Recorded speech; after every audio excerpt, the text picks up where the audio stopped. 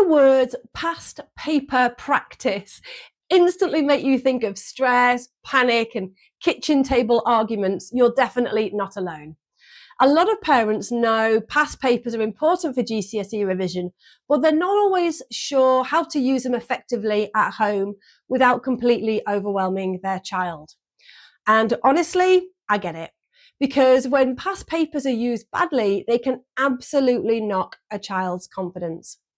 But when they're used well, they become one of the most powerful revision tools out there. So in this video, I'm going to walk you through how to introduce past papers without stress, how to build them naturally into revision, and how to review them in a way that actually helps your child improve. So let's get into it, shall we? Vamos!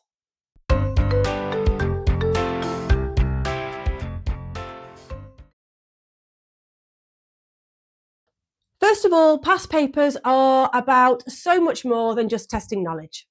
They help students get familiar with exam-style questions, and it'll help them understand what the examiners are looking for.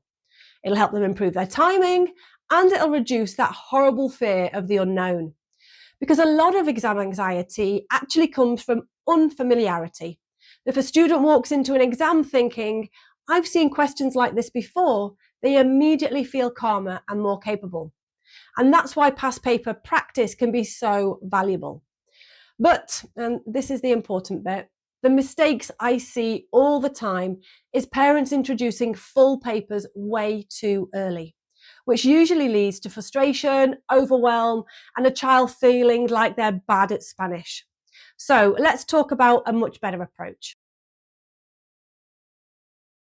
This is probably my biggest tip. Do not start with a full exam paper.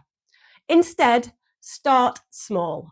Maybe one listening question or one reading exercise or one short writing task. That's it. The goal in the beginning is not exam performance. The goal is familiarity and confidence. Think of it like learning to drive. You wouldn't put someone straight into a motorway on their first lesson. You build gradually, and revision works exactly the same way. So small wins matter enormously.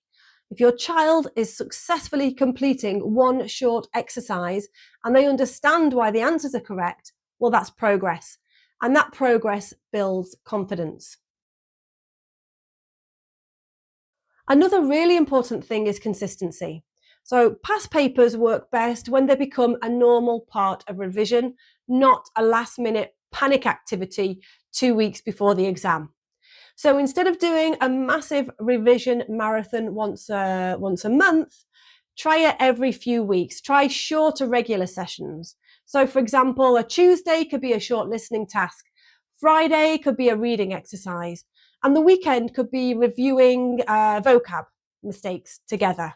And that will feel much more manageable for your child.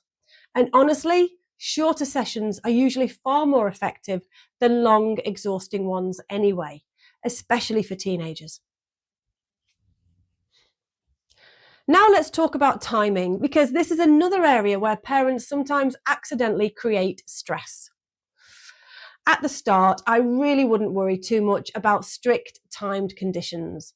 In the early stages, let your child pause, let them think about it, ask questions, and work through the answers carefully. Because if they're still learning the language, then throwing these intense timing pressures into the mix too early can just create panic. Once they're more confident and familiar with the paper format, well, then you can gradually introduce timed practice. Even adding a gentle timer for one section can help build exam stamina over time. But confidence first, timing second. Now, honestly, this is where real learning happens, not while doing the paper, it's afterwards. A lot of people think that the goal is simply getting answers right or wrong, but the real value comes from reviewing the mistakes. And I really encourage parents to do this collaboratively rather than critically. So instead of saying, that's wrong, try saying, well, what were you thinking here? Or can we figure out why that mark scheme says this? How could we improve the answer? And that changes the whole atmosphere. It becomes supportive rather than judgmental. and students become much more willing to engage. Also, use the mark scheme. Seriously, the mark schemes are incredibly helpful because they show you exactly what examiners are looking for, especially when it comes to the writing tasks. And sometimes students lose marks for really small things. So maybe they'll miss an accent, or they'll have an incorrect verb ending, or they've not fully answered the question. And once they start spotting those patterns, then the improvements happen much faster. This is another huge tip.